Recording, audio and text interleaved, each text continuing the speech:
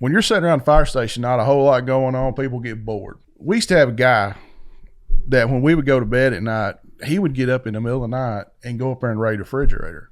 And that's a big no-no in the fire service, especially, you know, if you brought food from home. That's a no-no. He went to bed early that night and 2 or 3 of us was still up. So we took y'all know what a rescue Randy is? Mm-hmm. It's like a mannequin. Resuscitator and all that. Yeah, CPR dummy. Yeah. Well, they're life size.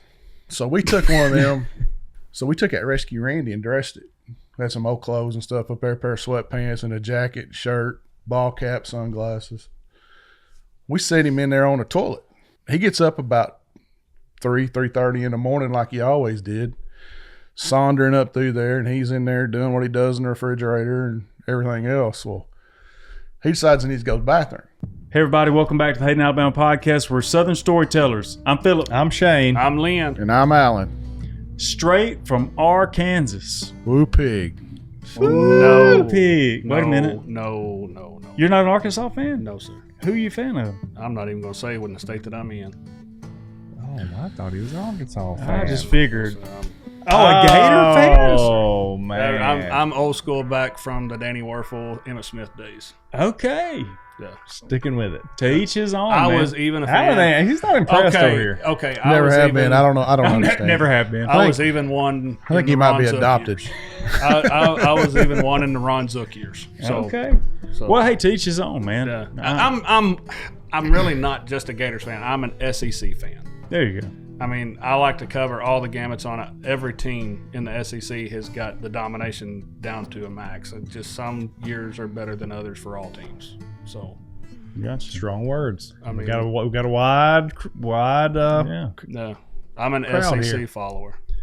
Well, here's what you can expect today here on the podcast. We have a variety of stories, which I love. I like to go all around the world. So we've got a variety of stories. We have I don't know if I want to call it a testimony. It's kind of like a testimony, but it's a story with an awesome gift. Stormony. A story. I love that. Stormony. That's a new word. Yeah. Right here. Heard it here first. If it's not a word, it is now. Call Webster's. A test story. A test story. We have a testimony here in just a little bit. So make sure if you don't watch anything else, man, fast forward and check that out. I think you're going to really enjoy that. And then we're going to have scripture time, brag on Jesus a little bit. We're going to be on the subject of fasting today. Mm-hmm. But without further ado, Lynn, you've drove a long ways today. I think you need to tell us the first story. Let's kick it. Start off with, give a little background. My dad succumbed to complications of a stroke 2 years ago, August the 12th, 2023, and cremated.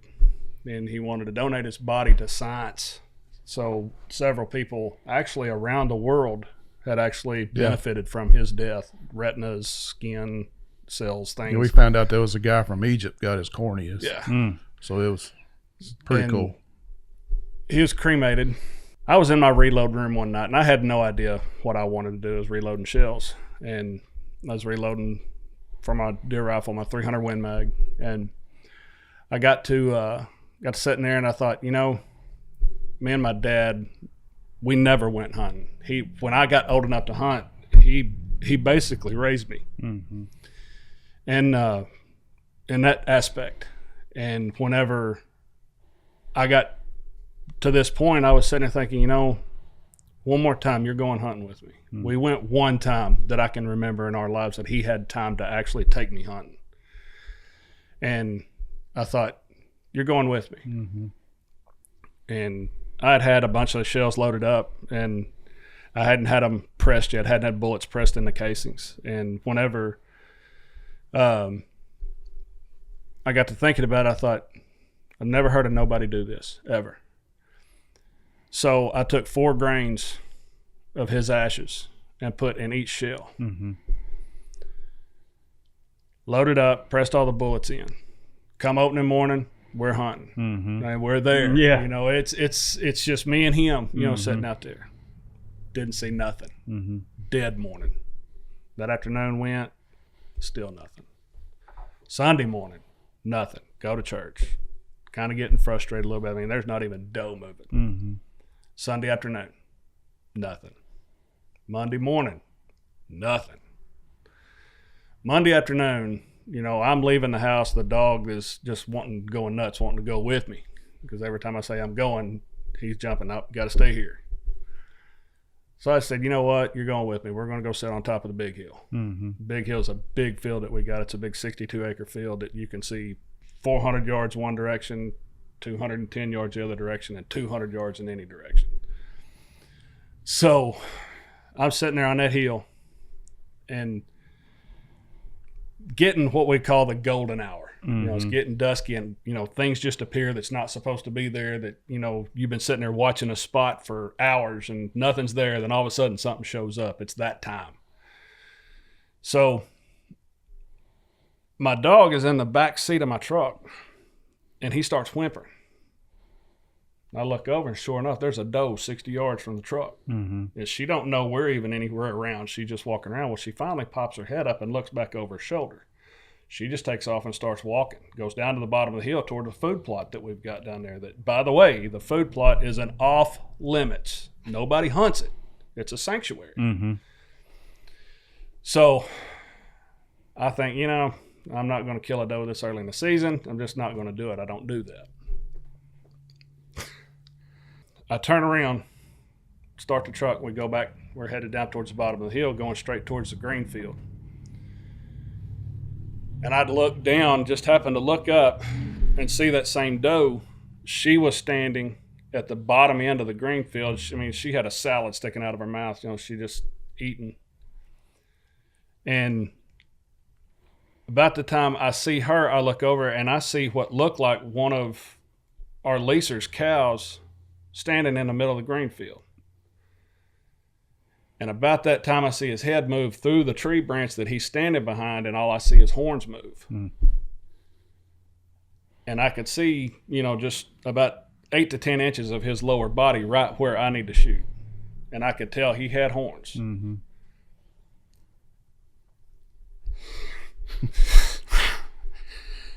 Sorry. I cranked the window down just a little bit where I could rest my rifle. 210 yards roughly from where he was standing at, and I center punched him. He folded like a cheap suit. Mm. And my dad, he killed that deer with me that day. And he was there with me hunting. And we had never in my life ever got to kill a deer ever. He has with him a couple of times, but he got the best part of that. But I think I ended up with the better part of it. And second chances don't come that often. And when they do, it's amazing. Oh, man. That's cool. He's right there with him. Yeah. Yeah. How do you think you come to that conclusion? You figure go hunting with me? I don't know, because everybody had, they had an idea of what they wanted to do with his ashes. They wanted to carry him in a necklace or on a bracelet or something. And I was like, that's just not me.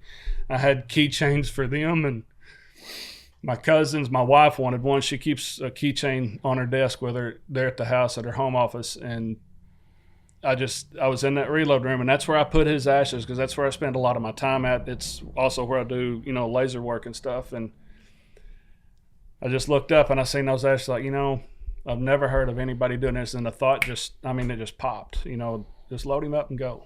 Load him up. Literally. Get in trouble, pop Yeah, off. that's it. Yeah. That's it. And then you've got that deer mounted, right? We got Yes. you said you got a picture you may share with us. I sent you a picture of it. Awesome. And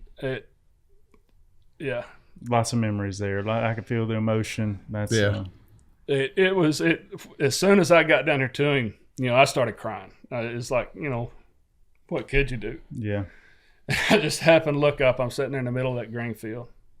The no-go. The sanctuary. The sanctuary. And it literally is. It's dead center in the middle of our property. And it's right beside a creek that runs through my property. And it's right beside the lake that's on our property. And it's in a travel corridor. Mm-hmm. So it's perfect stop, coming from one ranch to another, coming to ours and then going to another ranch. And I told everybody, no hunting. Yeah. It stays, they have a safe haven. They have a place to go. And whenever I shot it, I just got down there and I was trying to get him up in the truck. And dude, it was all I could do to get this deer in the truck. When I say big, it wasn't just a big rack. And if you look at the rack, it's really not that big. But this is no joke. when I had him on the tractor, lifting him up with the front end loader, I had to lower my front end loader to get in to my shop to skin him. His nose and his front legs was dragging the ground in front of the tractor. You're good. And He's good. My father-in-law guessed him, and we didn't have a way to weigh him, but my father-in-law guessed him 205 pounds on the hoof. That's a good one. That's a little bit of meat there. That was the biggest bodied deer that he said has ever been killed on our property. Wow. Ever. That's a beautiful story, man. We've talked about several of the stories that you're going to do today, and you guys just will allow a little more about you both as we go. But y'all both were in firefighting. Yes. And you've got a story that includes both of you about firefighting, and that first one's kind of heavy. It's a great story, but let's make it a little lighter here and tell us that one. Back when I was on the fire department full time, we had started a hazmat team, and we had to fund it because there was grants out there for it, but we needed more funding. So we come up with a haunted house. You know, we had the room, what was called the fireman's hall, in the back of the firehouse, and a huge room. As big as a basketball court. Yeah. I mean, they used to play basketball. Yeah. It started out back in the 40s. It was they had a military base back then that they trained fighter pilots and stuff for World War II, and that was no USO club at the time. And they would, the soldiers would come up there, and that's where they hung out at. Well, then we took over the building in the 50s, and it was a dance hall, and they played basketball and concerts and everything else over the years. And now it's going to be a haunted house. Now we turned it into a haunted house. It's a haunted house. And it was actually a really good haunted house. And all week, all that, what was the whole month that we had it. And Halloween night, we ended it. And for some reason, we didn't have that many people that night on Halloween night. I don't know, just kids going out trick-or-treating or whatever. But somebody had left a costume there that looked like the Grim Reaper, and all it was just the cape. It didn't have the mask or anything.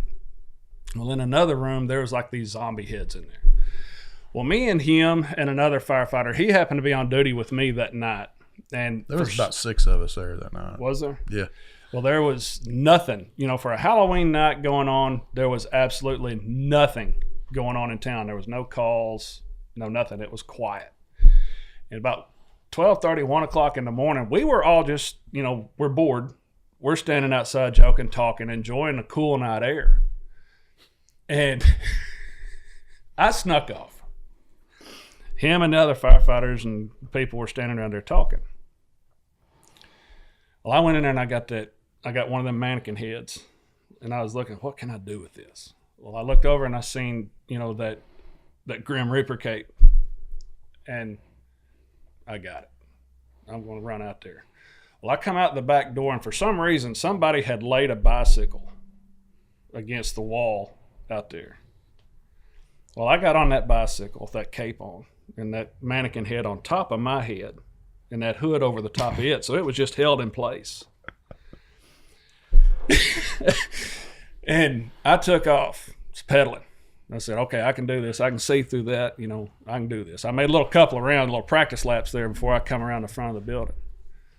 Well, I come around the front of the building, got up on the sidewalk where they were standing at the end of that sidewalk. Well, I looked up, and about that time, there was an 18-wheeler coming right down the street. And keep in mind, the fire station was right on the road.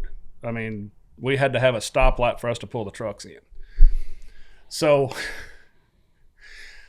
I'm pedaling up there, not real fast. I'm just riding up there to him. Well, about that time I get to him, the other firefighter looks and he knew who it was. You can see my pants. Well, he just started screaming like a girl.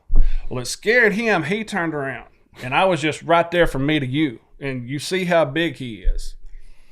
Dude, he come from lower Alabama all the way to Ohio with a haymaker. And he hit that zombie head just square in the face. I mean, just as square as he could. All you hear was a thunk.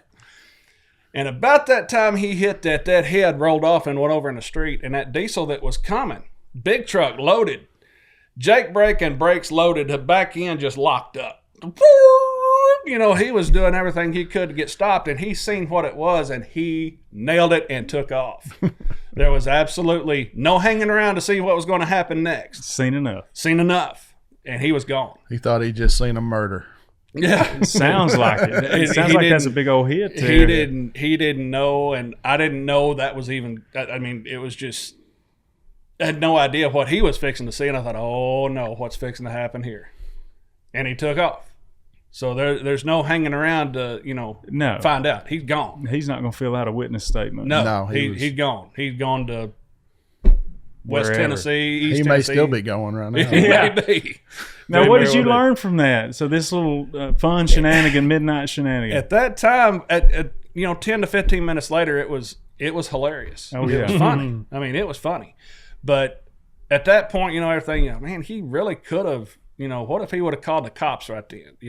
What if What if he would have swung about 10 inches lower is Yeah. what I was yeah, thinking. and that's Well, another he looked thing. like he was about 12 foot tall on that 10 Uh-huh. speed coming around that building. I was very And he was thankful kind for of swerving. I was very thankful for a direct hit. Yeah. I mean, if it would have been, I guess, like I was telling him earlier, if it would have been 6 inches lower, that'd have been my head. Yeah, absolutely. A glancing blow. going. Bicycle would have kept going this way. Yeah. Lynn, been this falling way. backwards. Been falling backwards. Great Yeah. day, man. But that's how guys are. They get around, shenanigans, get bored, and then they All get the time. creative. And The fire station was like that all the time. All A scary the time. joke is the funniest, but it is also the most likely to go south. Go south real Yeah. quick. the what? A The scary joke. Oh, yeah. Yeah. Yeah. Yeah. And I think that's what he was trying. I mean, I know that's what he was trying to Yeah, do. But yeah. he just come out of nowhere, and everybody that's seen it before that was just rolling, laughing, and seeing him coming down the road because they knew who it was. And I turned around and pop. Yeah. So there was like three of them standing looking towards me, and he was looking towards them watching that truck. And dude, I literally got from me to you. You got on him. Yeah. You just responded. And I don't know what I was going to do when I got on him. I was just going to, I guess, ride past him. I don't know what I was Boogity, going to do. boogity, boogity. Yeah, looky here. But, all of a sudden, it was, whah! I love those reels where people will get on their porch on Halloween night and they'll dress up as a They're stuff holding a and just candy sit there bowl. still and scare people. and then scare them. But you see them get I've seen jacked them. too. Yeah. I get popped. I mean, some people dot that eye. I guarantee it. Because, you're going to respond one way or the other. It's Some- fight or yeah. flight. Fight or flight. Yep. Exactly. We were at the beach this weekend, and my sister-in-law expressed her concern about crabs. She was like, "I'm scared of crabs, so if the kids Oh, want to no. go crab hunting, Yeah. Oh, no. so we went crab hunting." She should have never. She should have never Never told said me. a word. Never said that. Never said a word. So I had to. She was walking down through, and I just slipped up behind Oh, her, no. got about her ankle, and went. Mhm. You're talking Oh, about no. letting out a yell. Yeah. Oh, no. Everybody knew. Everybody knew she was afraid of the crabs at that point in time. Why is she Every scared? day. Is she scared of those little sand crabs? Any She's crab. scared of everything. If it's dark, she's scared of Scared of it. something. Yeah. Yeah. So Now, you get them about like that. I don't want to deal nothing. They with gon- them. Yeah, they gonna pinch you. a They little gonna bit. Yeah. pinch They're you. going to Yeah, hurt. it's going to hurt. Yeah. But she's scared of of little. I mean, it was this big, Yeah. running around. Yeah. She's scared of Yeah. death. She's scared of seagulls too. Wow. And I'm scared of them when they're flying over me. Yeah. Don't look Different up. reasons. Don't look up. Don't They'll open be your mouth. B-52 bombers, boy, if you ain't Yeah. careful. Yeah. Yeah. So, Alan, tell us one of your stories. Well, do you want a funny one or do you want a Yes. serious or do you Shane want said he needs some Funny. funny in more his It's funny? funny in Well, this one. like you said a while ago, when you're sitting around the fire station, not a whole lot going on, people get bored. And when you got a bunch of guys that at that time we was probably all I late, wasn't working at this time. late 20s, early 30s, and you're still Mm-hmm. got a lot of kid in Yeah, you. you got and, a lot of energy. and they're asking us to protect the city, so For 24 hours. and so we used to have a guy that when we would go to bed at night, he would get up in the middle of the night and go up there and raid a refrigerator. Mm. And that's a big no-no in the fire service, especially, if you brought food from home, That's a no-no. that's right. You can run around on a bicycle mannequin head, but you That's better right. not be That's raiding right. the But you refrigerator. That's don't be right. getting into people's foods. Yeah. So, Or their lockers. so he went to bed early that night, and 3 or 3 of us was still up. So we took y'all know what a rescue Randy is? Mm-hmm. It's like a mannequin. Resuscitator and Yes, all that. yes. crap. CPR dummy. Yeah. Well, they're life size. So we took one of them, and off of our day room where we sat, where our TV and all that was a bathroom, and it was right next to the kitchen. So we knew he would be going by it. So we took that rescue Randy and dressed it. We had some old clothes and stuff up there, a pair of sweatpants and a jacket, shirt, ball cap, sunglasses. We set him in there on the toilet. Pulled his pants down around his ankles, you know, put a magazine in his hand like he was sitting there. Realistic. I mean, Had toilet paper Yeah. on his other hand. Yeah, we had it set up. Well, he gets up in the middle of the night. We all go to bed. He gets up about 3:30 in the morning like he always did, sauntering up through there, and he's in there doing what he does in the refrigerator and everything else. Well, he decides he needs to go to the bathroom. So he opens that door, and there sits that guy. He flips the light on, and Rescue Randy's waiting. Rescue Randy is sitting there reading a magazine, and it scared him. He grabbed his chest, hit the floor, and he said he thought he was having a heart attack. Mm-hmm. Well, what got him was behind the fire station was a home that like people that was Special homeless needs. and special needs and stuff lived, but they was all the time Wandering in. coming in the fire station during the day, and he thought somebody didn't lock the door and this guy's in there. And it scared the wax out of him. I mean, he, like I said, he hit the floor, thought he was having a heart attack. Needless to say, he never stole anybody else's now did food. y'all wake up? No. Oh, we you didn't know about man, it. We that didn't would've know been about even it. better. We didn't know about it till the next morning. He And- confessed. Well, he confessed, but he confessed because he was mad that we done it. Yeah. He couldn't hold it back. No, he was upset. He said He that told wasn't on himself. Yeah, that wasn't right. I was up here. Well, Well, you know what else ain't right? yeah. You know what else ain't Eating right? all my food Eat every my mama's night. casserole. That's right. So, I mean, that's what we shucked him on that. So It fixed him. yes. Yeah. Yeah. Victor called me the other day. Something has happened. Something has happened. He'd run my skid steer over here and run the track off of it. Yeah, something's happened. Yep. Yeah. For sure. Yeah. So I had to get him to make a check out for me, and so he said, "I feel like I'm doing something illegal." I said, "No, you're not doing anything illegal because I know it. Yeah. What is illegal though? Is you You ripping my track off my skid steer Yeah. without me calling." Thank Yeah. you, buddy. But I mean, it's all fun and games. He wanted to get mad because he was doing something. No, You know- buddy, you're the one that did it. Most fire stations nowadays, when they build a new one, there's 3 shifts, A, B, and C shift, because you're on. Most departments work a 24 on and a 48 off. So you're there for 24 hours with all them folks that, you become So family. they put in the kitchens, they literally put 3 refrigerators in there with locks on them. That way it keeps people from raiding each other's food and stuff. we That's were never bad. that fortunate. So, but we only had one were the refrigerator, and he got into everything. I'd have a game camera set up on that thing. Yeah. That's what we were talking about me and Lynn was talking about that. I wish I would have had a game camera that had videos. Inside, Yeah, just waiting. infrared. Boop. What you doing? It would have been way worse than just open the door. I And wish going, I wish I'd have put a string or something on it when he opened that door, the hand raised or Yeah. something like Anything. weekend at Bernie's, open- Yeah. When he's talking about scary houses, you go by those. Those will always get me when you at least expect you walking by, and then the horn blows. And Yeah. it comes on. Yeah. Yeah.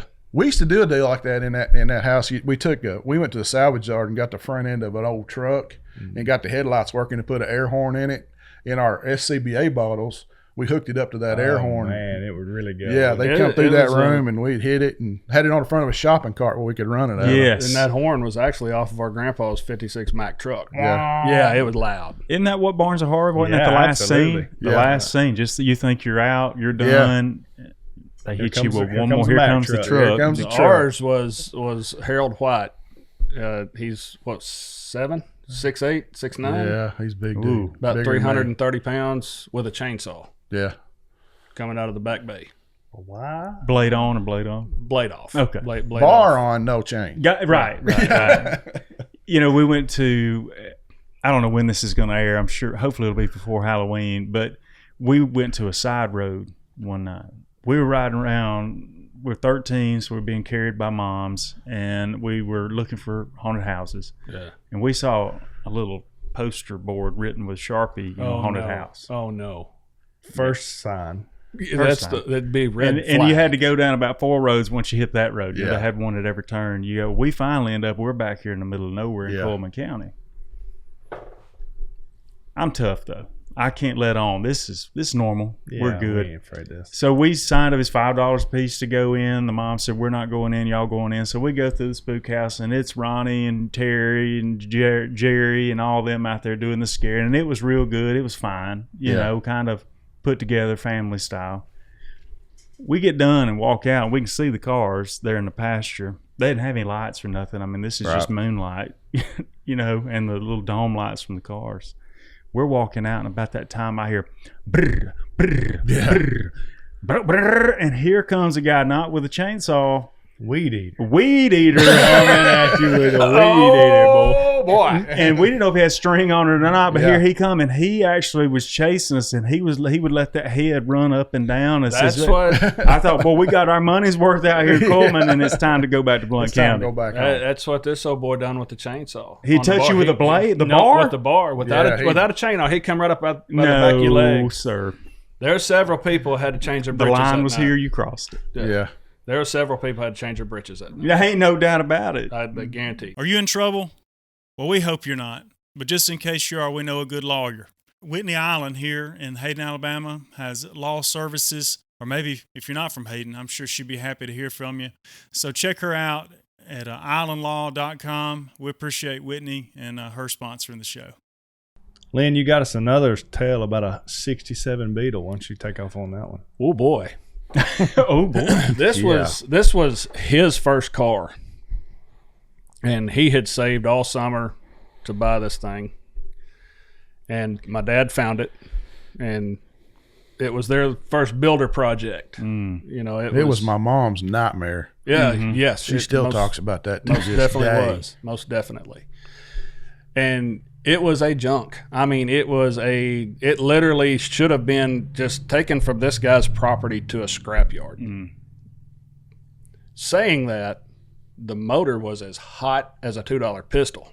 I mean, this thing would run. Albeit held together with literally road signs and rivets in the whole floor pan. I'm not even joking. It's gonna get by. It worked. Yeah, it worked. What was old Beetle's name that had a TV show? Herbie. Herbie. Yeah. Like a Herbie. Well, this one, no, Herbie was nice. Herbie was nice. Herbie drove himself. Herbie Yeah, drove true. himself, could talk to you. Well, this one, him and Dad, they saved up, or actually he did, bought a big fiberglass Baja kit for it, wide fenders, and it actually looked really good after they got done with it. I mean, it was sharp, big old Lifted mud tires. all the way around it, Stinger exhaust. No, we didn't have Stinger, just headers coming out the back end of it. Go Razorbacks. Well, this was back in the time. Absolutely. It was red too. Yes. This was back in a time when movie rentals were big. And that's what we done on the weekends. Well, he got home from work or got home from somewhere, and he said, "Hey, let's go get a movie." I said, "All right." So we loaded up in the Bug. Well, instead of going on the highway back around, we go down the road. We're going to go the back way. We're going to go back the through highway. We took the fun way. Yeah, yeah. We took The way that the Beetle should have gone. Exactly. That way it can embody itself. the Baja Bug. So we get going down the road, and we turn on Liberty Hill Road, and we're going back on this place that our grandparents used to own called Boxar Ranch, the place back in there. You go past it. Well, you get past it, and then there's where it used to be the old gravel pit, and dump trucks turn in and out, here. Well, there's a creek that runs right across the road. With no bridge. No bridge. It's just a constant flowing, shallow, 2 to 3 foot deep year round. And trucks turn in this creek bed and go fill up, and they have widened it. We're talking 60, 80, maybe sometimes 100 yards wide. This creek is right there. Well, on one side of this creek, about a 400-foot hill, and it goes straight down and hits. I mean, it just goes down and creek. Sounds That's like it. a challenge to me. It's got a smooth transition. Though. Yes, it's just gone. Well, we get going down through there, and he gets to the top of that hill and just dead stops. Have you ever hydroplaned before? Is that what you- So I'm sitting there, and I go, Hold on to that car wash. I said, "What we done?" He said, "Watch this." And I'm thinking, all right. He kicks it up about $3,000, sidesteps that clutch. His foot is in the floorboard. And when I tell this, I've got the man sitting here that done it, and there's no joke about this. We took off. The prettiest set of gravel rooster tails you ever seen in your life just behind us. We get halfway down that hill. He's hit third gear. And I look over. Looking for 4. I look over. Still hadn't let up. I look over. My arm, there's no handles in this thing. None. So I'm grabbing down here to the side of the seat and the outside of the door. And I'm just sitting here looking at him like this. Well, his chin is down in his chest. And he's grinning. Determination. He's grinning like Satan himself fixing to take you to prom. And as I didn't say nothing. I just looked at him and I looked over at the speedometer. And this is no joke. That speedometer was sitting here doing this. Pegged and ticking. And we're going faster. And I know we're going faster. That thing registered 130. We hit the bottom of that hill, and I think we're fixing to die. We're going to die right here. We're going to die. And I know my eyes was as big as this table because I just sitting there going like this, looking at him, going, "You going to stop?" No. No, they ain't no quitting me. No. We're going. We're going. We're hitting it. He hit that creek, 130 mile an hour. We hit it. And you know how you go across a lake? You know, if there's high winds, it's white capping. You know, there's constant flow over the side of the boat. You also stood at the side of a lake, skipped a rock. Douche, douche, douche, douche, douche, douche, douche, douche. We skipped that bug 80 yards across that creek. Did you stay in her? Oh, yeah. Stayed in it You all the way never up. let off a Never throttle. let out. We Never wasn't let doing out. 130. The wheels might have been, but the car wasn't going that fast. But it was fast enough that we skipped across it. We hit it, and I mean, you could feel the water hitting the underbelly of that thing. Hitting them road signs under there. That's right. Hitting them stop signs. Caution, wet road sign, something. Well, get us to the other side. We've skipped. Now what? We kept going. We still He didn't kept let his- up. kept We had to his go up foot- a hill, so I mean, we had to keep You going. got to have speed. Had to have And this speed, though. road- that's the only reason I did it. This Remember, I had road, this road is very, very well maintained because there's a Arkansas State Game and Fish Reserve on this road. So it's really What you wide, just skipped across. really smooth. Yeah. Yes, yeah. yeah. Really smooth. Curves are like really sweeping. Perfect for this little thing to just drift around all the way to the movie store. All the way. And it goes to show you that as teenagers, being what you are, that God has his hand on you going, "You're okay. Press down. You're all right. You're I right. know you're dumb right now, Yeah. but I'm going to carry you through this. Yeah, That's you're- right. I got plans for you I later got on. a plan for I got you. I got plans for you later on, but I'm gonna let you have fun. Yeah. Go ahead. It's like that old boy on that donkey that day, wasn't you? Yeah. I'm going through there. No, you're not. No, you no. ain't going through there. No, you're not going through there.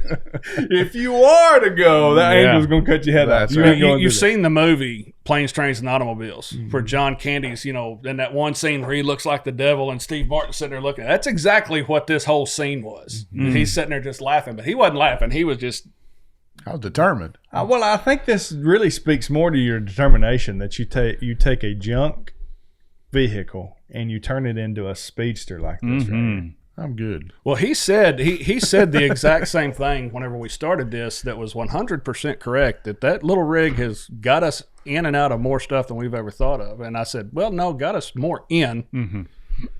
But I can honestly say that thing has never been stuck. It has actually been where an F-250 four-wheel drive 79 model at that time, big monster, just buried up to the axles, and he was out there just Hey, circling. it ain't. If you can skip across it, you ain't gonna get stuck. No. You go fast enough, it ain't. I You mean, just float Stay right on over. top, baby. that's right. More throttle. like them old iguanas that walk on the water. You Yeah. seen them long Yeah. Yeah. Yeah. Yeah, they really do. I miss, man, They I, do do I, that. I I miss don't know how they those. do it, but they I, do it. I miss those days because it was just, just me and him that, looking back on it, we had times. Yeah. And just stuff like that, how, and it's 100% right. God was doing this right here. And he was right, too, about being my mom's worst nightmare because she would stand at the front door watching us leave, just sitting there shaking her head Yeah. every morning going to school. She done that more so Yeah. the day me and Dad drug that thing in. Oh, yeah. Than she Yeah. did when we were leaving, because she was Yeah. like, "That's gonna be in my yard for a while." For a minute, that ain't going anywhere Yeah, anytime that's soon. guys. I can. That needs some work. That needs a lot of work. It's fixing to become a direction for somebody. Yeah. Go over there, you see that piece of junk beetle, and take a right. Just yeah, that's Look it. for the blue That's tarp. it. yeah. Yeah. See that dumb kid out there sanding on it? That's him. Just turn right, Turn right right there. Now, one thing that we do around here that you said is also in Arkansas, Oh, yeah. snipe hunting. Oh, snipe hunt. I don't know. Well, now, how do y'all know about snipe hunting? Well, wait a minute. Well, you tell your story, and we'll tell you how we know. Here's before you do that though. Have I don't we wanna told go. a snipe hunting story? I don't think we've told him. I think this may be the first one told. Well, I don't know. Didn't we talk about it with Dana? First one told in a long time. Either the first one, Yeah. first one in a long time. Take It'll be off, all right. Lynn. It'll Go be ahead. all right. Every Wednesday night during the summer at our church, we would have ice cream suppers. Well, I this thought you were going to say snipe hunt. no, we don't. Where you go to church? I don't come over and visit. Everybody will get together for Everybody a weekly would get snipe hunt. together and we'd have one person go make a run. But no, we would have ice cream suppers, on Wednesday nights. And this one particular night, we were going to have them out at the softball fields, which was across town.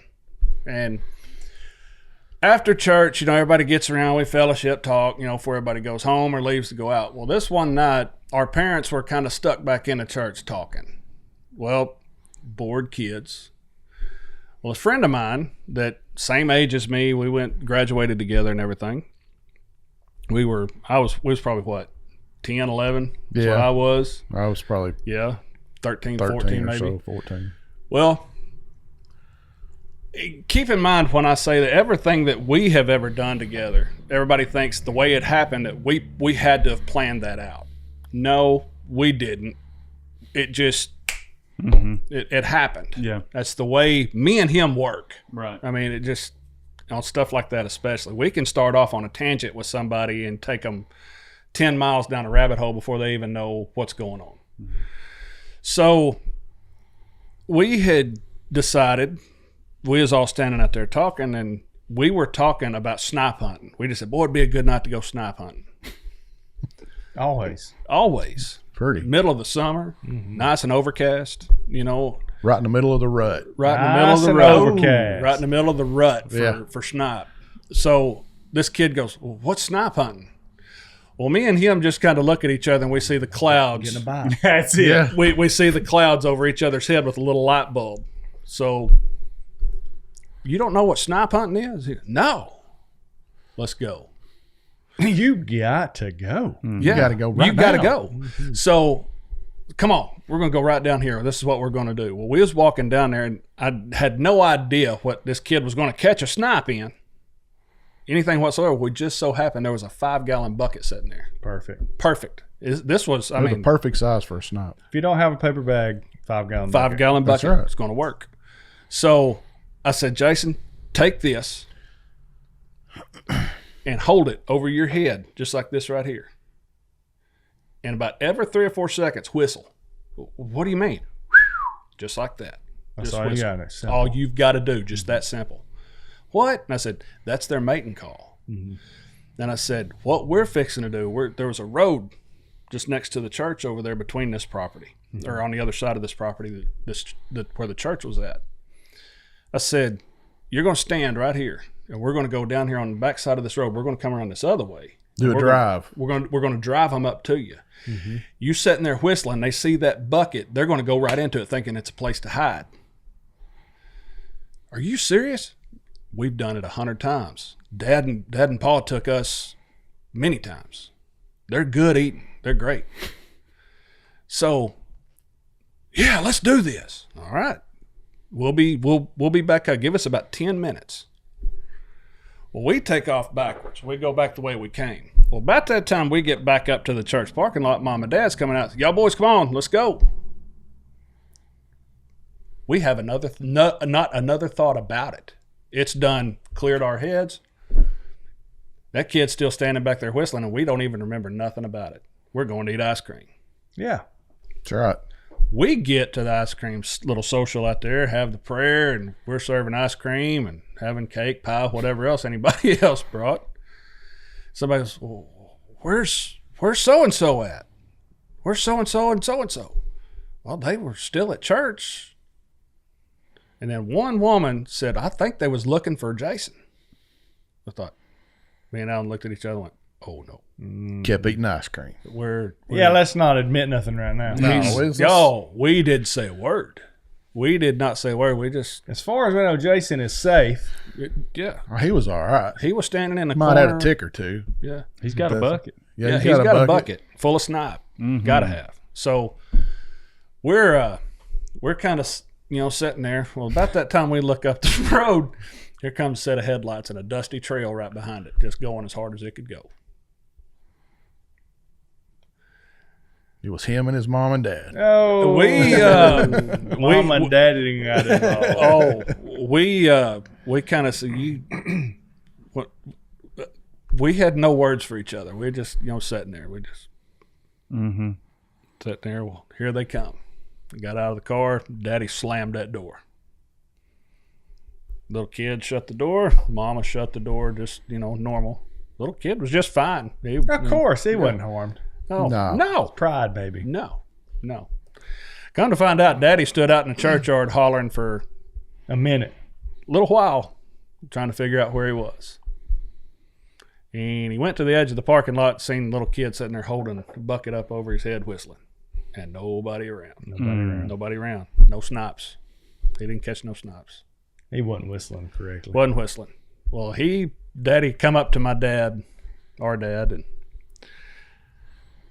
we kind of immediately got this right here. Just side eye. The side eye, the dad side eye. We got that. And we knew we were done. We might as well just enjoy this ice cream because we ain't coming back for a while. We're going to be on lockdown. We're done. You're on bug patrol. Yeah. Sanding that beetle. Sanding that beetle. This was way before that. Oh. But we had a little ice cream social that night, and everybody had a good laugh over the snipe hunt after everybody found out what was going on. And we got in the car, and we wasn't laughing. And I apologized to him. Man, I'm sorry. We shouldn't have done that. It was fun. I was waiting on y'all to come back up the hill, and I said, well, that's snipe hunting. Now you know. Now you know. So, come time for everybody to leave, we get in the car. And me and him are both we ain't even looking at each other. We're just sitting in the back seat, had our heads down. All of a sudden we hear, y'all boys know what you did wrong, right? Yes, sir. And then he started laughing. He started just laughing as hard as he could. What you got to know about Dad was we had to learn this stuff somewhere. Oh, yeah. Oh, yeah. Yeah. So, and it wasn't by him showing us how to do it. It was us listening and us taking our own steps on how to do things. Yeah, he didn't. He laid the blueprint out. Yeah. Come here and let me show you how to do this. He would do things back in his day, like on Halloween night. He would go find somebody's wood pile that's stacked up all nice and neat, and him and his friends would take that wood pile down and move it over here on another side of their yard. Just because. And yeah, ain't hurt nothing. It didn't hurt a thing. Turned the wood over so it'd dry out. Yeah, there you go. Yeah. Other than person woke up, thought they lost their mind. You're going out to get them a stick of wood and went, that ain't where I left it. wood pile moved 60 feet. I didn't move that. He done a lot of things like that, and it never hurt anybody, never hurt nothing. But it's just the principle of the thing that somebody comes out, like I said, the wood pile's missing. And yeah. So you're in the car, he's laughing, which is the response that you didn't think you were going to get. You thought you were going to get tore up. We thought when we got to the house that our tails was going to have Jack Haskins' name written backwards on our tails. Yeah. Hard. But you no punishment. None. No, not any at all. But you probably didn't take over. We didn't, Jason nothing didn't like go that. snipe hunting. Jason didn't go snipe hunting no more. No. We didn't. He probably took somebody snipe hunting after I this. guarantee you. Great If idea. you've ever been, Yeah. Yeah. No, Jason never took nobody's snipe No. No, he's. Yeah. Anyways. Yeah. Anyhow. Anyway. Alan, tell us another one. Well, I'll tell you something that happened years ago at the fire station. We go back to fire station stories. I heard this from the old timers. some of the guys that was there several years before I was, used to, like I said, the station that we were in was old at the time. It's gone now, and we got a new one, and we have 3 or 4 new ones now. But anyhow, back in the day, these guys, and I'm talking early 70s, this happened. They had a small table about like this back in the back where the kitchen and stuff used to be. And of course, again, you got a bunch of guys around, you got cards, they're going to start playing. Well, there was a guy that used to come around the fire station all the time and just bug the fire out of them. He would, what are you doing? What, can I help do this? Can I help do that? He just lived by himself, didn't, just come by harassing. Didn't mean nothing by it. He just was there. And one day he come back there while they were playing cards. And a couple of them were pretty bad about pulling pranks and stuff on each other. Of course, like I said a while ago or earlier, when you got all these guys together, stuff like that happens. So they were sitting across from each other, and one thing led to another, and they had this little plan geared up in their head. They were going to try to run this old boy off, make him not ever come back. So one of them had a starter pistol in his pocket, had blanks in it. Well, the other old boy was sitting across from him, and he had a couple of ketchup packs in his hand.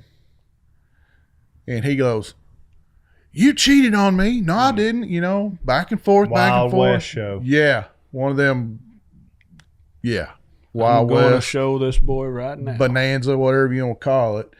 He pulls that gun out and fires about. How dare you question my honor? Yeah. Pow, pow, pow. And he fires off 3 rounds, and he grabs his chest and flips his chair over backwards in that kitchen. And that old boy screamed and hollered and took off running and lost a shoe or two going and down through the engine bay by the trucks, and picked them up and took off down the street. And they never seen him again. So their plan worked, and they sat back. But they told that story for years up there at the fire station. It was He left. Yeah, he left. Never came back. He was I gone. wouldn't have either. I'm not a witness. He thought he had just seen a murder. Kind of like the zombie. Yeah. He thought he had just seen somebody get their. They got dead over a card game. They got dead over a card game. Unalived over a card game and some bicycles. Yeah.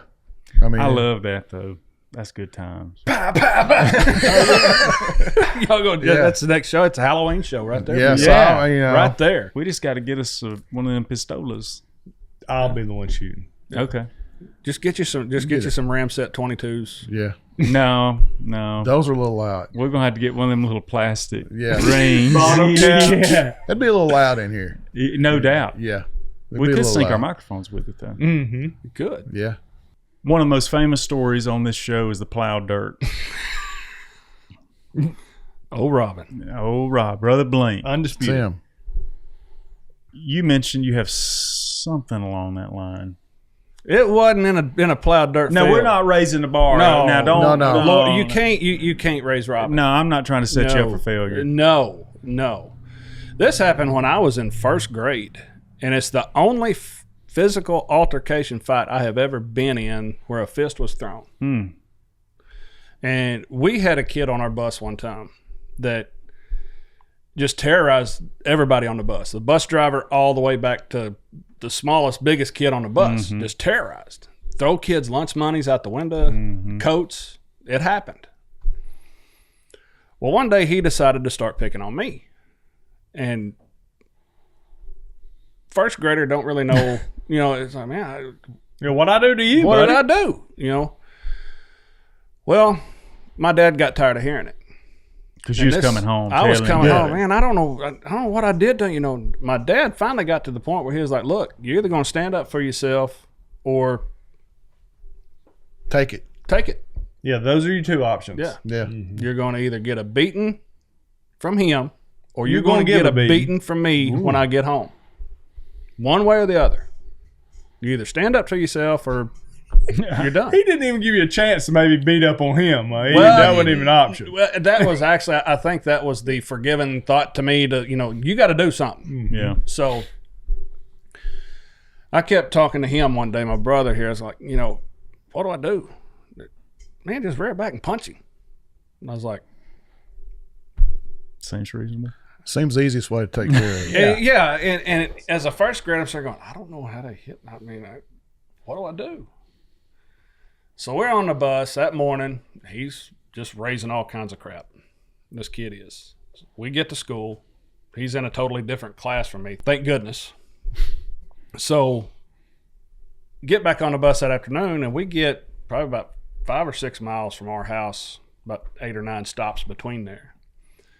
And I'm sitting there minding my own business on the bus, and I start feeling this. And I look over, and he's got his foot sitting there just hitting me on top of the leg. I said, please stop. Well, what are you going to do? I said, just stop. Leave me alone. I've not done anything to you. He keeps on. Well, I stand up. He stands up. And the next thing I know, there is a fountain of blood. Looked like somebody had just gutted a pig and threw it all over the back of that bus. Mm. And all I can remember is doing this.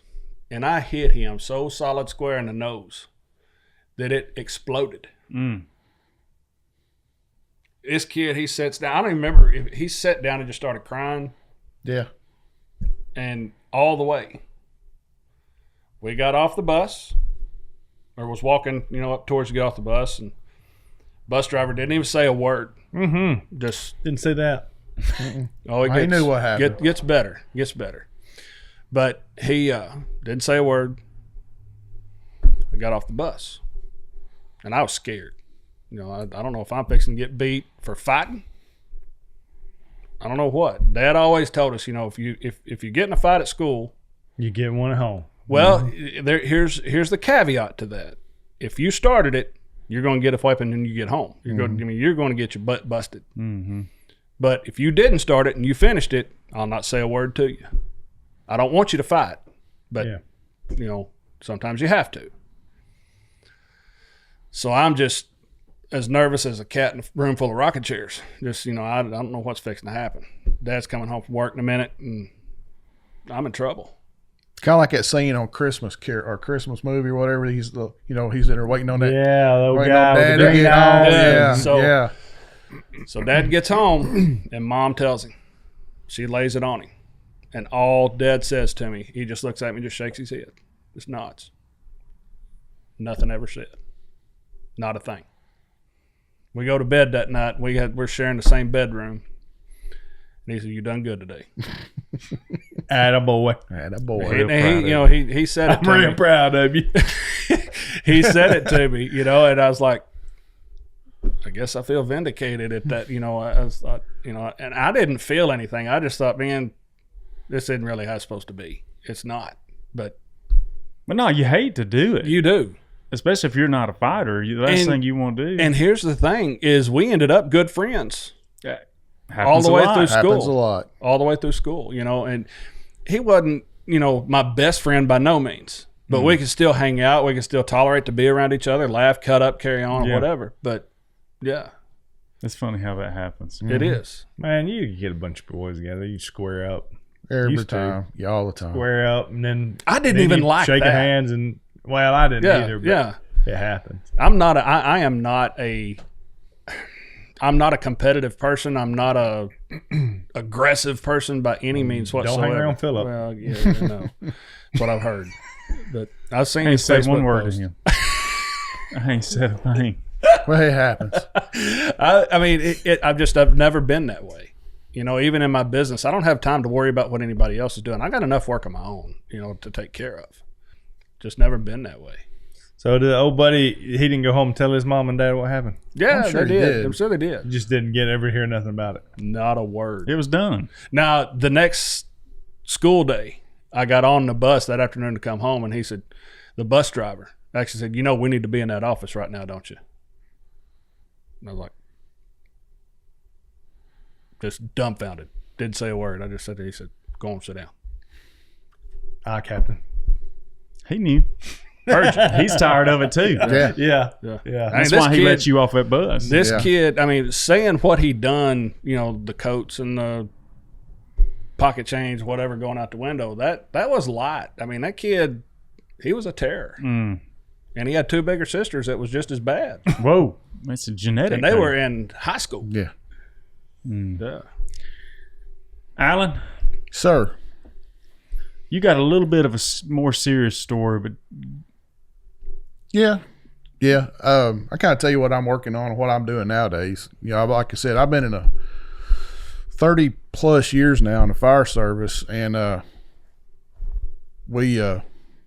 kind of gotten to the point where, well, I basically retired, so, but I'm helping this crew now that we volunteer and do work on cold cases for people free of charge. And it's called Break the Case is the name of the organization. People can find it at breakthecase.org. Mm-hmm.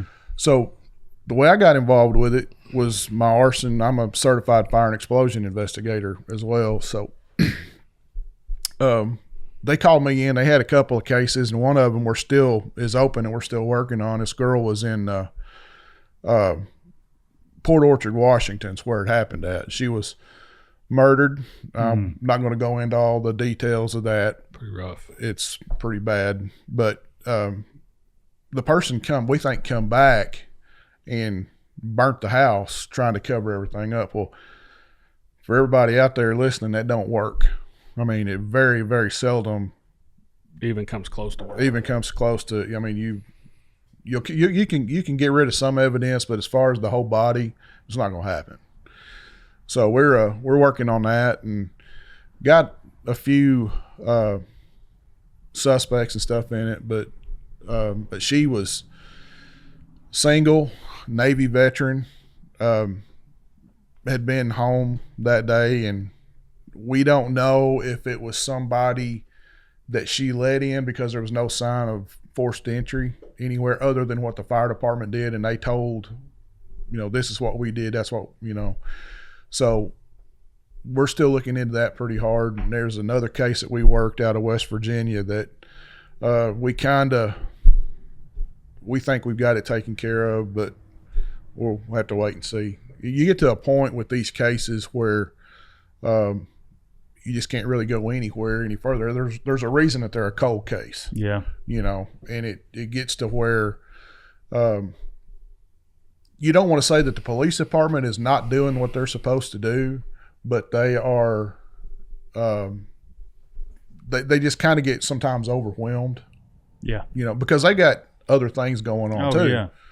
Yeah. So that's where we come in. We volunteer. We call the family first, talk to them, and the way we get these cases, we've got a submission page on our webpage that you can submit your case. So if you guys, anybody around knows of one and you want us to look into it, you can go to that page at, like I said, breakthecase.org and submit your case there. And we'll all look at it. There's 4 or 5 of us that we look into. One of the lady that's actually over it, she is former military intelligence. And so she's pretty good at investigations and stuff. And we got the other guy that's with her. He does. Y'all probably remember hearing about the West Memphis 3 case back in 92, 93, somewhere around in there.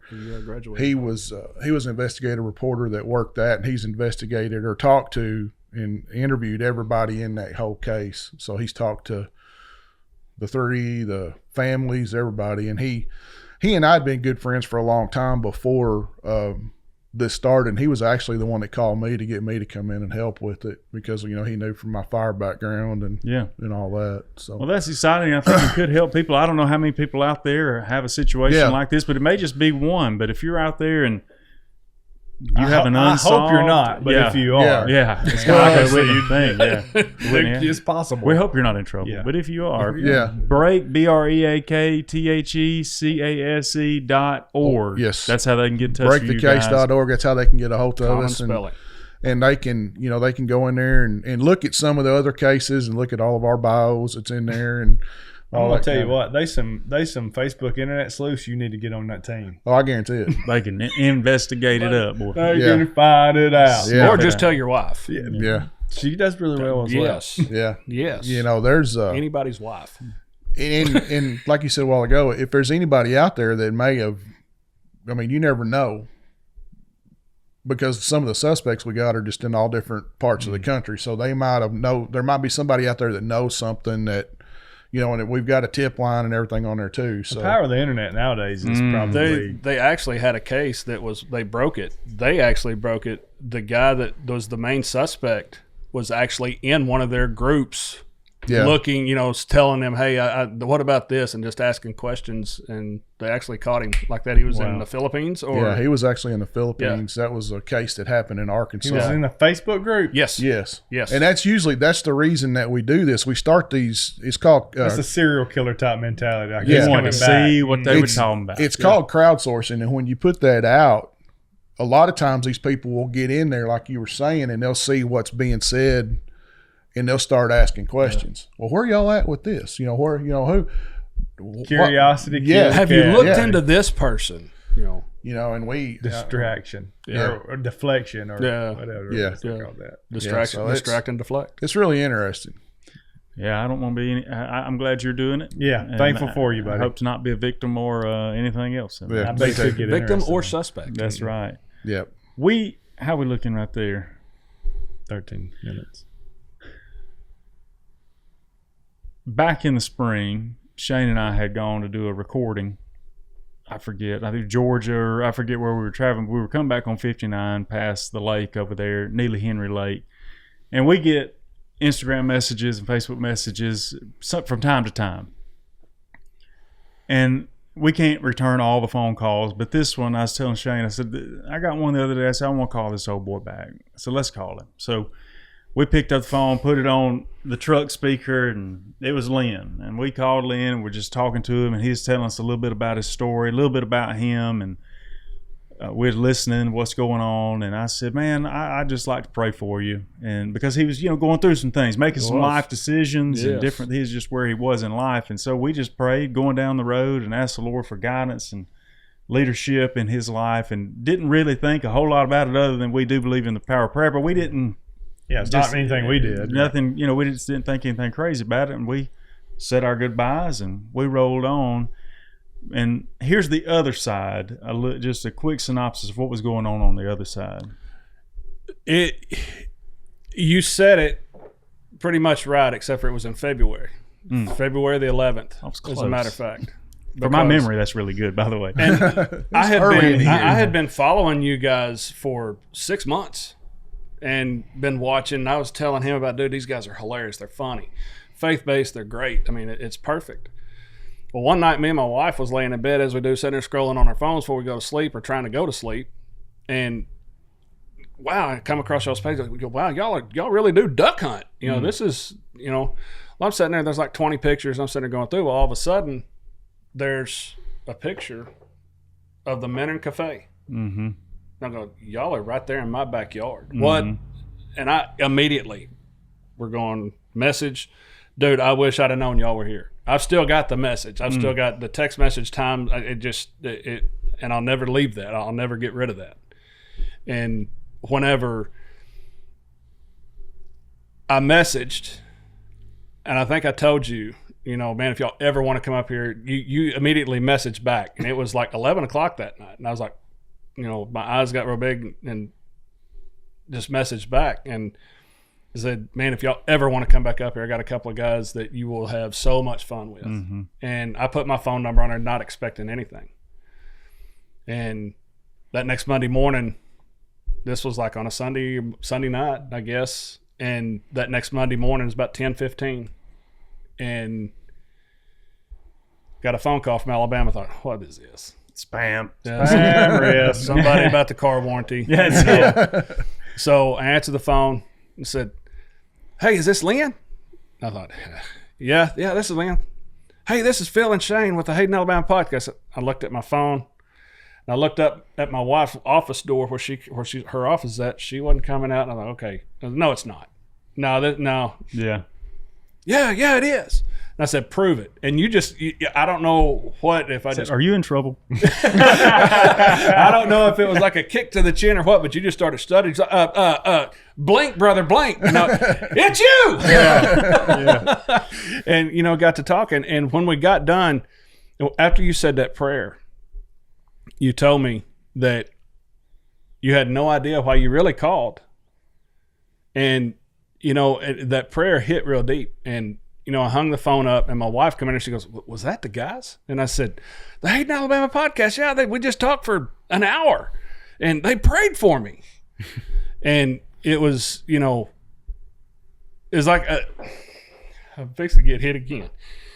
It was like a weight come off, and all of a sudden, just, you know. And this is going to be a whole big story for another show. It has to be, but in short, I got up. We kind of had a celebratory hug and everything. And whenever I got up, I'm like, man, that's just awesome. You know, somebody that don't even know me from Adam that just, you know, can do that and give me that kind of a feeling. You know, it's like there's people there. There's people. Well, I got up and I gathered the trash, and me and my dog goes with me everywhere. And we went out, threw the trash in the dumpster, and I was walking back, and I just hit my knees. It's the first time I've ever done this. I hit my knees right there on the gravel parking lot in front of my shop door, and I said, Lord, from this very moment forward, I don't want to do anything but what you want me to do. I don't want to do nothing above, nothing below what you want me to do. Every door I walk through that I'm supposed to go through, I want you to blow the hinges off with C4 and leave nothing but splinters. If I'm not supposed to go through it, I want you to close them shut like a submarine hatch and lock them and weld them and leave them shut and take everybody out of my path that's not supposed to be there. I no more get in the house and I start getting phone calls. Another one from Alabama that I thought was you guys, and I looked, but it wasn't. That really was a spam. No, it wasn't. Yeah. This was this whole day. My wife has got the number actually written down of how many people called this day. And it was, hey, Lynn, are you still doing guns? No, man, I kind of retired from it. You know, well, man, if you ever get back into it, let me know. And I'm sitting here thinking, man, I have no clue who you are, and I'm not going to save your number. But okay, you know, you bet. We got off the phone, I think it was 11:30 that morning. And from, say, 11:45, 12 o'clock until 4:30 that afternoon, I was back in the gun business with over 63 calls wanting to know if I was in the gun business. That's crazy. 63 calls. And your phone wasn't just ringing before that? No, that's wild, it was not. And he's been that busy ever since. Dude, that's awesome. And that's just a guy. The gift that, you know, I brought to y'all, there was some guys from, and this happened the day after, a few weeks ago when I had eye surgery. There was some guys that I had done a gun for that I didn't remember, and this was years ago. And he had called me and he said, hey, are you still dipping guns? Like, yeah, man. He said, well, I got a couple I need you to look at. Okay, cool. You know, are you going to be at home this afternoon? And this is the day after. I was actually coming home from my post-op appointment, and I said, yeah, I'll be home all day today. You know, I'm not hindered by anything. I can look, do whatever I need to do. And he said, well, we're coming to see you. I said, okay, so we're about 3 hours away. Great. You know, I can meet you somewhere. No, we're coming to you. Great. You still got my address. 320, right? Yep, that's where it's at. So I'm sitting there about 2 o'clock that afternoon. The dog starts barking. I think you heard him bark a couple of times the other day when we were on the phone. And I get up and I go, look. Well, he's coming up, you know, the hill there in front of the house, and I see Texas on the front of the truck, and I'm thinking, who is this? Guy comes all the way from San Antonio, Texas, stops and picks his brother up in Hot Springs, Arkansas, which is on the way, to bring me guns. And, you know, I'm thinking 1 or 2 guns, you know, whatever. It looked like a clown car full of guns. He just I got 2. No joke. It just kept coming out. And they were all Benellis. And they said, do you still have that swamp water, which is a color that I come up with. It's a Cerakote mix color. And I come up with it. It's mine. You can only get it in my shop. So I said, yeah. He said, I want it done in that. Do you have anything you done in it? And I went, yeah. But you can't tell anybody you've seen this gun. You absolutely can't see it. Top secret. No, I mean, I said, you tell anybody and it's, it could get ruined. Because these guys they hunt nationwide. They've got one state left to hunt in, and one of the brothers has got one duck waterfowl left to kill to clean off his record. And his brother actually killed that bird like last year, and it made the other brother mad. But they're great guys. That's another story. So they're looking, and I go in and I grab this gun and I open it up, and they're sitting there. They're just like this, and both of them at the exact same time. I want that. I want that right there. And I was like, I can't do it exactly. I said, no, don't put this stuff on it, but I want this, just like this. Okay, I can do that. So all 6 guns were done, almost identical to this one, but not Not exactly. There's a few little. Well, little then clips. I'm sitting here thinking. I feel like it's Christmas morning. We have not seen this. No, we this don't know anything about it. This was hand delivered. We brought it down here, and actually we met with the FFL to transfer it to you guys today. And at that point, I met with him before I met with y'all, and he said, "All right, I don't need it. Just put it up, do whatever you got to do." And Shane come, they done their 4473 there at his shop, and we left. And y'all have not seen it. Can we see it? Like, I really want to see it. Do you want to see it? Yeah, of course I want to see it. I'm a kid. Can we open it up? Is it time to open it up? Be careful. Just go ahead. Y'all be careful. So we'll just do it at the same time.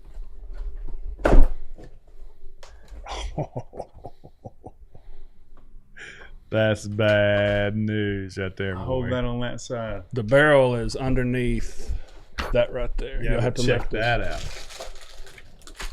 Wow. And I'm not the only one that done work on this thing. And Really? I am going to give props to a very, very, very good friend of mine named Hunter Gallant, who owns and operates Ballistic Specialties out of How do we Batesville, get this Arkansas. out? Just like this? Yeah, lift that up. Right there. Who is it that say that name again? Hunter Gallant with Ballistic Specialties in Batesville, Arkansas. They actually tuned the trigger on this gun and actually done forcing cone work on this gun. So you have a 100% custom Rattay, what is also known as a poor man's Benelli, but it outdoes the Benelli in so many ways. Man. And I'm not against Benelli. I'm not knocking Benelli. They are awesome guns. But for the market, they're awesome. Does Lynn need to put that thing together? No, you go right ahead, man. Lynn did do this. Where's my little trigger? Yeah, it's already red. It's actually in that box right there.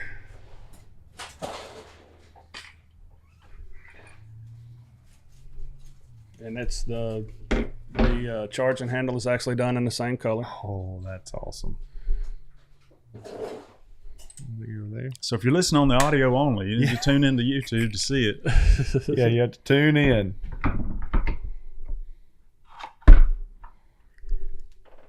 You may have to slide the bolt back a little bit. We're putting him on the we're putting him on the spot, Lynn. No, dude, they're simple. Okay. There you go. I heard a click. Yep. It's all set. Man. Lynn, man, we're honored. That is incredible. Have you seen all of it though? I mean, you haven't paid attention to it a whole lot. He's got. Oh, I see that. I'm Philip. On the other side. I'm Shane. That's awesome. Now look above that. Ain't Brother Blink. Brother Blink with the glasses. Wow. I couldn't leave Robin out of it. That I could is not. So cool. Incredible. So here it is, guys. I don't know how close we'll get up on the thing. I don't know, but that color is phenomenal. That is 100 custom mixed in my shop. Beautiful. So tell everybody now that they're all they're all drooling. This right here, and this is no joke. That's aside from the gun itself, everything is Arkansas. Mm-hmm. That camouflage is what's known as Nat gear. It is 100% originated, developed, sold, headquartered in Arkansas, Little Rock, Arkansas. The custom color mix, of course, is mine, Black Rock, Arkansas, and all the custom barrel work and the trigger work was done by Hunter at Ballistic. And Well, how do they get? So if they're wanting to get in touch with you, if they're saying, "Man, I got a gun, I've got to get it dipped, I've got to get," how do they? I don't run a website. All I've done is social media, Facebook, my Facebook page, Which is Lynn Haskins, LYNN. LYNNHASKINS, and I On do have a Facebook. Facebook page for it. It's H2 Graphics. I don't flow over there a whole lot. Instagram, I'm on that. It's H2 Custom Stuff is my Instagram page. Literally H2 Custom Stuff. Custom stuff. And they can send you a message. They can send me messages, and even my phone number, 870-759-0181. Say it one more time. 870-759-0181. All right. And like I said, You will not be disappointed. that actually Nat Gear, I had actually had a deal with John Sports Center and Beretta USA here, 4 years ago.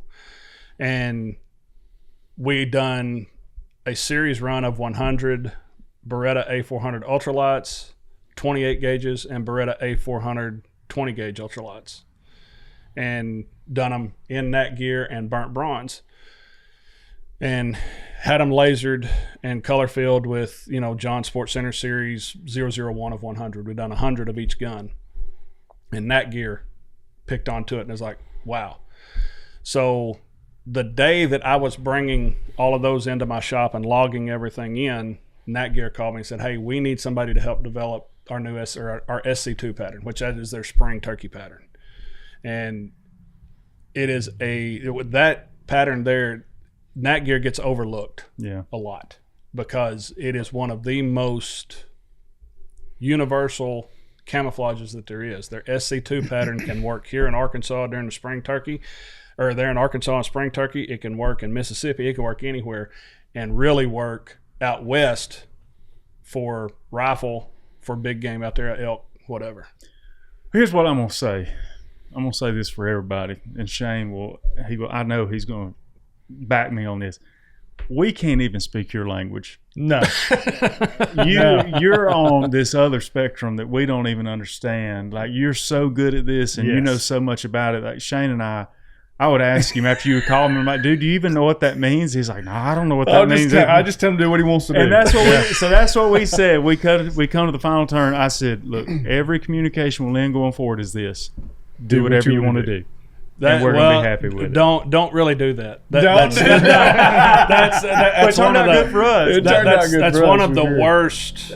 One of the worst crossroads I can come to, because when you tell me, "Oh man, do something you've never wanted or you've never done or anything," and I'm like, "Okay, here's the problem." Here's the problem: that my idea of cool and hot and looking, having the baddest gun in the duck pit may not be your idea of cool, because I have people coming that want me to do the Louis Vuitton, and I don't do that. I won't do it because they are ruthless when it comes to copyright. Mm-hmm. I had a friend that actually lost his business to them because he done a gun, and I will not do it. So know that up front. So bring an idea and let him help you work through it. I think that's good. Well, Lynn, man, give me a direction. Just give me a direction you want to go, and I'll take it. How many times he tells that we're like, Lynn, we don't have a direction. I actually did. It was. I was sitting there looking at the gun when I got ready to start. I said, I have no idea what they want to do, and neither do we. I just thought. And Shane comes back and says, you have full 100% creativity. And Phil immediately comes back and says, yes, you do. And I'm like, worst ever. Yeah. But see? So I just thought, okay, it's Arkansas coming to visit Alabama, but I'm doing it with a gift, so I'm going to do everything Arkansas as much as I can Absolutely. on it. And that's what we want. 100%. And Hunter, he stepped up, and he said, I will help you 100% with this. He said, it sounds like something that I want to be a part of, and he went over the top. Well, we appreciate it. Thank you, Hunter, too. We appreciate you. You can actually take that barrel where they forced out they honed out the forcing cone in it, and you can sometimes, I didn't really check this one, but sometimes you can actually read a newspaper in it. That's how polished it is. Polished. What I told you also, though, you will not disappoint us. Did not disappoint us. Yeah. No, I'm 100% satisfied. That right there is just my thanks for you guys giving my life back to God. Oh man. Both you, neither one of you have any idea, and I've told him 1,000 times that you have no idea how much I thank you. And I know we're not supposed to put another human up on a pedestal like that, but when it comes to God working through somebody, to me, that is my life is back. You can ask him. I'm a 300% different person from what I was 4 or 5 years ago. God be the glory. Yeah, the good Lord works and that's great ways. That's something else that I do. Every inch of the process that I do now, I pray, I say, God, just let it be your glory. It's not for me, it's yours. Amen. Amen. Well, this is a perfect segue into Scripture time. God's glory in His Word. In His Word. That's right. Yeah. All right, let's do a little Scripture time. Matthew chapter 6. A couple of months ago, I got the wild hair to do a fast. Now, I fast intermittently, pretty regularly, but I've never done anything over 24 hours. And I wanted to see if I could do a 48-hour fast. Let me tell you something. It's pretty tough. You don't just wake up and say, I'm going to do a 48-hour fast over the next couple of days. You got to really get your mind right. And I not only got my mind right, but also had a accountability partner that I could text. And he really helped me. Because I was like, man, I'm struggling. He said, hang in there. You can do it. And there was only one thing that got hurt during that 48 hours. I was in my kitchen counting seconds. And I'm going to tell you, at 48 hours on the nose, my kitchen took a punishment. Because I was in there wrecking. I was hungry. Boy, I'm talking about bringing the heat. But today we're going to talk about fasting with Jesus. This is Matthew 6, verses 16 through 18. And when you fast, don't make it obvious as the hypocrites do, for they try to look miserable and disheveled so people will admire them for their fasting. I tell you the truth, that is the only reward they will ever get. But when you fast, comb your hair, wash your face, then no one will notice that you are fasting except your Father, who knows what you do in private, and your Father who sees everything will reward you. Well, Jesus talks about the hypocrites, so those are the ones that are pretending. They have a mask on that's showing one thing when there's something else totally under it. He's saying, well, when they fast, the only reason they do it is so people will come up to them and say, oh, well, you're religious. You're really doing this for God. And they're getting attention from men and praise from men. Jesus says, nope, wrong way. Right. When you fast, get up just like you're normally going to do it. Get a bath, wash your face, comb your hair, start your day, and don't let anybody know that you're fasting. And the one person's still going to know that matters. And that's going to be God. Because what you're doing when you're fasting is you're giving up something for God. You're sacrificing. And there's many ways to do it, and we don't have time to go into all this today. There's many types of ways of fasting. We saw Jesus do a complete fast for 40 days without food. Obviously, we're not going to recommend anybody go 40 days without food, but you could do a complete fast. We see that Daniel, he did a fast, but he fasted from certain elements of his diet. And then, you can do for a period of time or different things. But the whole purpose of it is to remove that, not that eating's a distraction, but to remove that thing that you would normally do and replace it with prayer, with reading God's Word, with focus on God during that time. And I think the practical tidbit that I would like to bring out of this today is if you're in your relationship and maybe you feel like that you're distant from God, maybe you feel like that your spirituality is kind of drying up. If you've not done a true dedicated fast to God, where you're not for other people, not for men, but you're prayed up, you're telling God, I'm going to give up, I'm going to sacrifice food for a certain amount of time, maybe drinks, whatever, soft drinks or whatever it may be. And every time you get hungry, the sugar. And here's one thing, and this may be a little Blount County, old country boy thing, but whenever I do fast, when I get hungry, I do that as an indicator. Pray. So every time that old stomach will growl, I'll just pray.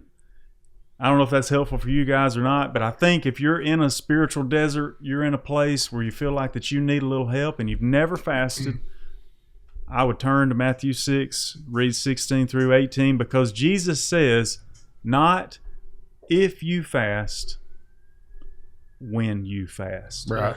So I'm not saying this is a hard and fast commandment, but it is something that Jesus talked about, and I think it might could help somebody today. What do you think, though, more so today, do people need to fast from than food? Now, we can get pastoral. This is going to be a pastoral fasting. And I talked about it in my sermon. The obvious. The phones. The phone. The phones, the connected to the world. Well, here's what I'll say. My son loved to play the Xbox. My brother got him. He loved to play the Xbox. Phil knows about that. Yeah. Phil don't like for me to get on this too much. My son, go ahead. Well, 26 years old, go ahead. So my brother asked me, he said, why do you have such a problem with it? I said, because the child will forget to eat. The child will forget to live. He'll just be playing, and I'll say, have you eaten in the last 4 hours? And he just stare at me. Oh, no. I don't know. And it's like, man, that is a problem. Yeah. I can get on my phone, and I'm talking about my son, but I can be on my phone, and I've forgotten where I was at. Completely forgotten, just oblivious. You have to take time to say what is causing the distraction. And like you said, the food thing is going to really get your attention real fast. I think this whole thing, don't mean to cut you off, I think this whole thing can lead into something else of idolatry. Yeah. Where we put other things in front of what we my sermon tomorrow morning. Yeah. Well, with Money and Will. I'm going to tell you where I was at. I told you guys about the softball thing, and this is pretty much, I guess, a national confession. I guess you can say. If you're going to confess here, there's a lot of people going here. It's going worldwide, and I'm fine with that. But when my daughter was in softball, and I mean, we played everywhere, every weekend, and it wasn't just them; it was all of us. If they would call and say, hey, we got a game at 8:00 Sunday morning, we can't go anywhere else. We're not going to church. We're going. I mean, we put that, or I did, push that a lot. And it took me, her going to college and her playing in college and tearing her hip up for me to say, you know what? That's probably God thumping me on the head saying, this comes way down the line. And if there was anything that I could tell any parents that are out there right now that's going through that same thing, don't put anything in front of God. And if you've got like you said, the cell phone, I know there's people out there that just everything, take it out of your life. That's what was it, the scripture of if your right eye is causing you problems, pluck it out. If it offends you. And that's the point I was making is I think we have to take a time to see what is my distracting. Exactly. Food can become an idol too, because if I don't eat, that's what Foxy's daddy told him. You don't eat, or if you don't work, you don't eat. If you don't eat, you don't poop. Poop, you die. You're in trouble. So I mean, that's the end result of not eating. Is you will die. So that's important. I'm gonna say, look, I'm gonna find me something to eat from time to time, and that's not the only thing that drives me.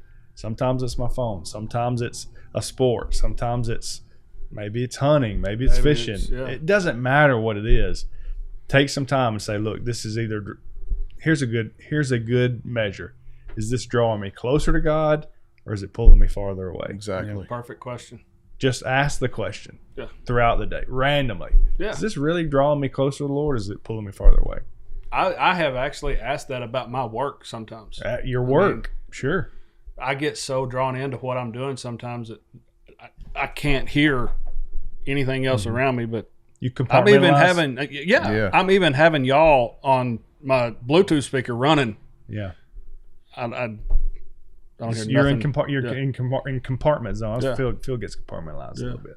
I get compartmentalized all the time. I was standing I know this is a little bit lighter, but I was standing down here at Hazelree Farms earlier waiting on my sandwich. They make sandwiches. You give them a ticket. They make you a sandwich. You sit there and wait on it.